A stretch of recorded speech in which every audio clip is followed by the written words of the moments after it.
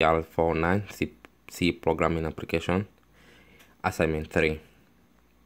In this assignment, you're supposed to combine all the conversion in chapter 3 from 18 to 22. Create a menu where the user will select any and be able to execute the code. This is how I created my code. My program, I included all the preprocessors and defined CLT and secure no one to allow my scanf to operate. And then I defined pi as 3.14159 as a micro definition where pi is a constant. The main function of the code, I declared all variables to be used integer numbers as integers, and then radian, degrees, and inches, centimeter, miles per hour, and feet per second. Here I display the menu where the user would be able to select the option which they can the options. As the scanf allows the user to enter a number where the number is an integer in between 1 and 5. And then after that, I use switch, a switch statement. Switch statement is an alternative of if or if else statement, where I switch and then the argument I put I created the switch statement. The argument of it is number, where the number is any number you can select from 1 to 5. You can enter any number and then it's gonna give you any number, any integer. Then in the switch statement, you have to put cases.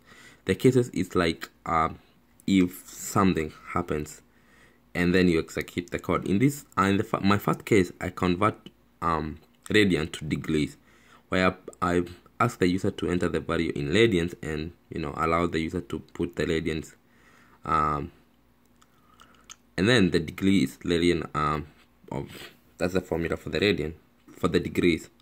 Then if the user selected case number 2, that's case 2, and then the user will be able to convert degrees to radians. If the user selected 3, that's case 3, and then case 3, and then execute the code as here, centimeters, which centimeter is inches times 2.54.